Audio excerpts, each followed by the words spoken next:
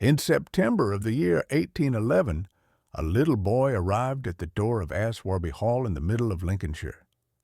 He rang the bell and looked around him at the tall, square 18th-century house. An evening light fell on the building, making the windows shine like fires.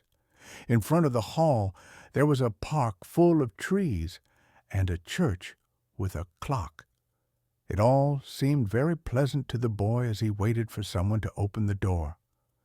The boy's parents were dead, and his elderly cousin, Mr. Abney, warned him to go and live at Aswarby. People who knew Mr. Abney were surprised at his offer because they thought he was a man who loved books more than people and who preferred to live alone. Mr. Abney opened the door and seemed very happy to see his young cousin. Stephen Elliott! He immediately started to ask questions. "How old are you, my boy? How are you? And how old are you? I hope you are not too tired to eat your supper?" "No, thank you, sir," said Stephen. "I am quite well." "Good," said Mr. Abney. "And how old are you, my boy?" It seemed strange that he asked the question twice in the first 2 minutes of their conversation. "I'm 12 years old next birthday," said Stephen. "And when is your birthday, my dear boy? 11th of September, eh? That's good, that's very good. I like to write these things down in my book. Are you sure you will be 12? "Yes, sir, quite sure." "Well, take him to Mrs. Bunch's room, Parks," Mr. Abney said to his servant, "and let him have his supper."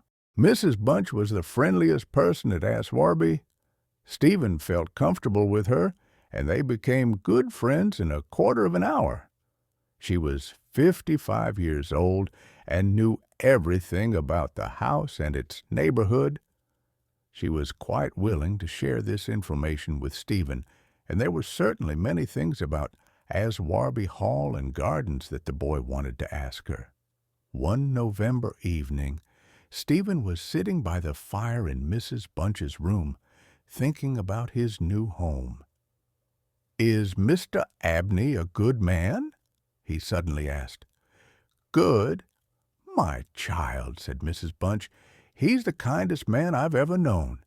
Haven't I told you about the little boy he brought here from the street 7 years ago, and the little girl 2 years after I started working here?" "No, please tell me about them, Mrs. Bunch," said Stephen. "Well," she began, "I don't remember much about the little girl. Mr. Abney brought her back from his walk one day and told Mrs. Ellis to take care of her. The poor child had no family. She lived with us for about 3 weeks, and then one morning she got up while everyone was still asleep and left the house. I've never seen her again. Mr. Abney looked everywhere, but she never came back. She was a very silent child, but she helped me a lot, and I loved her very much." "And what about the little boy?" asked Stephen. "Ah, that poor boy," said Mrs. Bunch. "He came here one winter day playing his music, and Mr. Abney asked him lots of questions, such as, 'Where do you come from? How old are you? Where are your family?' He was very kind to the boy. But the same thing happened. He just disappeared. That night, Stephen had a strange dream. Near his bedroom at the top of the house, there was an old bathroom which nobody used. The top of the door was made of glass, and it was possible to look in and see the bath.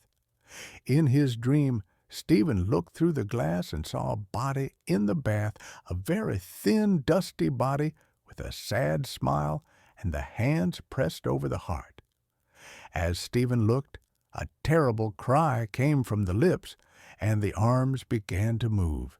Stephen was extremely frightened and woke up suddenly. He found that he really was standing on the cold floor near the bathroom.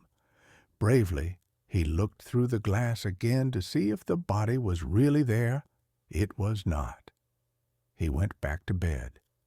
When they heard about Stephen's experience, Mrs. Bunch and Mr. Abney were very interested, and Mrs. Bunch put a new curtain over the glass door of the bathroom. Mr. Abney said he would write about Stephen's dream in his book. It was nearly spring when two more strange things happened. The first was that Stephen passed another very uneasy night, and the next day he saw Mrs. Bunch mending his nightshirt. She seemed rather angry with him and asked, "How did you manage to tear your nightshirt so badly? It'll take me a long time to mend it." Stephen looked and saw that there were some cuts in the shirt, a few inches long. "I don't remember how it happened," he said. "I don't remember anything, but they're just the same as the scratches on the outside of my bedroom door." Mrs. Bunch looked at him, her mouth open, and then ran upstairs to see. "Well," she said when she returned, "it's very strange. I wonder how those scratches appeared. They're too high for a dog, a cat, or a rat to make. Don't say anything to Mr. Abney, but remember to lock your door when you go to bed tonight." "Oh, I always do," replied Stephen. The next evening, the second strange thing happened. Mr. Parks, the servant, visited Stephen and Mrs. Bunch in Mrs. Bunch's room. He did not often come to see them there. When he came in, he didn't at first notice that Stephen was there. He seemed very nervous and uneasy. "Mr. Abney will have to get his own wine if he wants a drink in the evenings," he said. "If I can't go down and get it in the daytime, I won't go at all. There's something very strange down there under the house, you know. Maybe it's the wind, or maybe it's rats, but I don't think so, and I don't like it." "Don't talk like that," answered Mrs. Bunch. "You'll frighten young Stephen." Mr. Parks suddenly noticed Stephen for the first time and quickly said, with a nervous laugh, "Oh, I was only joking, you know." But Stephen knew that it wasn't a joke, and he was worried. He asked a lot of questions, but Mr. Parks refused to tell him any more about the noises under the house.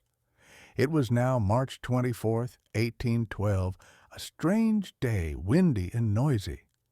Stephen stood in the garden and tell as if it was full of ghosts, people he couldn't see who were flying in the wind and trying to contact living people in the real world.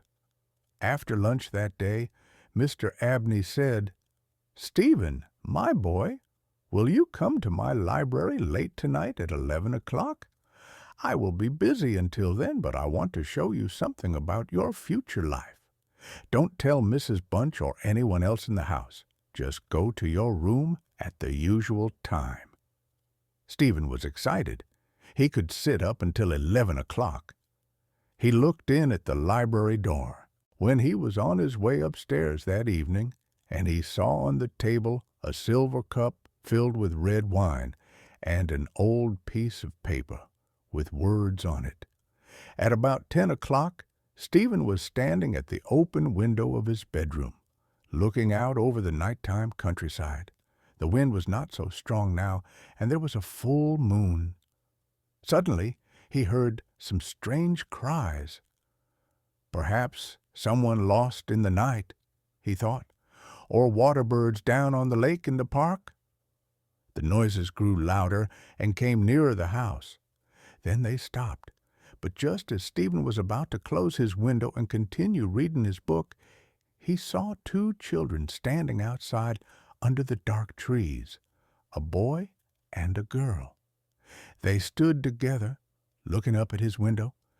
The girl reminded him of the girl in his dream about the bath, and the sight of the boy made him feel afraid. The girl was smiling, holding her hands over her heart. The boy, with his untidy black hair and old clothes, stretched his hands out helplessly in front of him. His fingernails were very long and dirty. As the boy stood there with his arms held out, Stephen suddenly saw something which made his hair stand on end. He could not believe his eyes. There, on the left side of the boy's chest, was a large black hole. Again, Stephen heard the children's terrible, sad cries. Then they disappeared. Although he was badly frightened, Stephen decided to go to Mr. Abney's library. It was now nearly 11 o'clock. He walked very fast through the dark old house, quiet at this time of night, with all the servants in bed. But when he arrived at the library, the door would not open. It was not locked and the key was on the outside, but when he knocked, there was no answer. He listened carefully, and he heard Mr. Abney speaking. No, crying out. But why? Perhaps he too could see the strange children? Then, suddenly, everything was quiet, and the library door opened by itself. Mr. Abney was in his chair, his head thrown back and his eyes wide, with a look of terrible fear and pain on his face. On the left side of his chest was a large hole, and Stephen could see his heart, but there was no blood on his hands, and the long knife on the table was completely clean. The window of the library was open, and the wind blew the curtains in a terrible dance. An old book was open on the table, and this is what Stephen read. Thousands of years ago, people discovered that you could control the world, fly, disappear, or become someone or something else, all by magic. But to be able to use this magic, it is necessary first to take out the hearts of 3 young people under 21 years of age. I have spent almost 20 years carefully choosing 3 young people who I could kill without anybody noticing. First was Phoebe Stanley on March 24th, 1791. Second was an Italian boy, Giovanni Paoli, on March 23rd, 1805. And tonight, on March 24th, 1812, the last child to die for me will be my cousin, Stephen Elliott. No one will ever find the bodies of these children. I have hidden the first 2 in my wine cellar under the floor, and I will do the same with the 3rd child tonight. The ghosts of these children may come back. The books tell me, crying horribly. They may try to take the heart of the man who killed them, but this will not happen to me, I am sure. Stephen finished reading and looked at the body of his elderly cousin. Quietly, he left the room and closed the door. For many years, people wondered about Mr. Abney's death. It must have been a wild cat that came in through the open window and killed the poor man, they said. But Stephen knew the truth.